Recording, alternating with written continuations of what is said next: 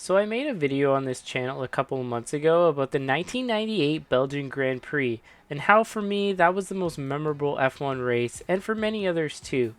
But for some people, it's this race, the 1996 Monaco Grand Prix. And that could be for a variety of reasons. It could be for who won the race, or the fact that only 3 cars made it to the finish. It was definitely a wild day, and definitely a race that's a huge exclamation point in Formula One history. The race took place on May 19th, 1996, and it was the 6th round of the 1996 Formula One World Championship. And similar to the 1998 Belgian Grand Prix, wet weather would be a huge factor for this race. Michael Schumacher's Ferrari was on pole, and Damon Hill's Williams was in P2. Well, Damon Hill is closing up Alesi and Berger in the 2 Benettons now. What's happening further forward at Saint-Devote?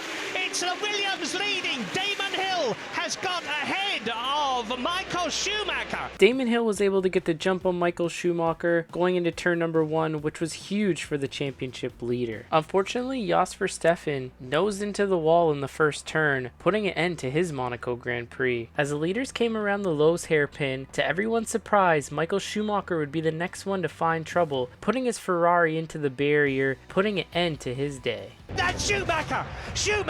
Michael Schumacher is out of the Monaco Grand Prix before the first lap has even been completed. This was a rare mistake by Michael, and it really took a hit to his championship hopes. Further back in the pack, the 2 Minardis of Fisichella and Lamy would also retire. Rubens Barrichello would not survive the first lap either. Katayama and Ricardo Rosset would make it 2 and 3 laps respectively. Pedro Diniz would complete 5 laps before retiring with transmission issues, and just a few laps later, Gerhard Berger would bring his Benetton into the pits, and he would retire with gearbox issues. This would leave only 12 cars running just 10 laps into the Grand Prix. Things would settle down just a little bit as nearly half the field is nearly retired from the Grand Prix. But just because things have settled down now doesn't mean that it would last that way for the rest of the race. On lap 18, things got tight going into turn number 1 between Eddie Irvine and Mika Salo, which actually ended up breaking Mika Salo's front wing. This allowed David Coulthard in the McLaren to get by him going up the hill.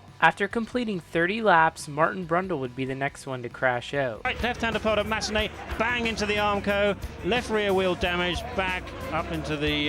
A couple laps later, some minor trouble would occur in the Lowe's hairpin. Olivier Panis just does a full send like you would do if you're playing an F1 video game and completely pushes Eddie Irvine almost into the barrier. He does not touch it. He comes to a stop, but he was able to continue on in the race. At the lap 40 mark, Damon Hill had this race firmly in control despite all the chaos and his competition literally dropping like flies behind him. That was until his engine would expire on his Williams and he would end up DNFing out of the race, well leading. Destined not to win this race, and my goodness, the Englishman's heart will be plunging to his boots. Flames out of the back of the engine, and Damon walks away. This would then end up handing the lead over to John Alesi.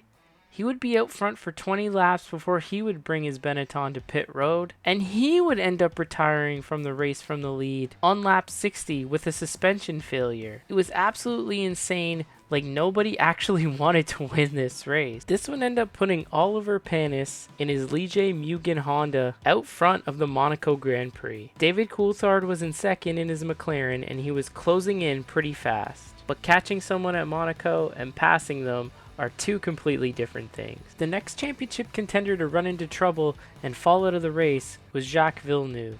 Jacques started deeper in the field and so far has stayed out of trouble and was looking to finish in the points and gain some points on his teammate Damon Hill as he's second in the championship. Contact with the lap car Luca Badoer put an end to Jacques' day, as well as Luca's, adding 2 more retirements to the list. Luca Badoer didn't make it much further down the track before pulling to the side and retiring. This would leave only 7 cars remaining in the Grand Prix. Eddie Irvine would loop it around in the same place that his teammate Michael Schumacher exited the race, and when he was trying to turn his car back around, he would get plowed into by Mika Salo and Mika Hakkinen. All 3 drivers would end up retiring from the race at this point, leaving 4 cars running. Heitz-Harald Frentzen Sauber randomly retired in the pits a lap short of the finish, But Olivier Panis would score his one and only Formula One win in the 1996 Monaco GP. David Coulthard's McLaren would finish P2, and Johnny Herbert's Sauber would finish on the final podium step, being the only 3 cars running at the end. Well, that'll do it for today's video. Thank you guys so much for tuning in. I hope you enjoyed it. Subscribe to the channel for more great motorsports content just like this. Give this video a thumbs up if you liked it, and I hope I could see you guys in my next one.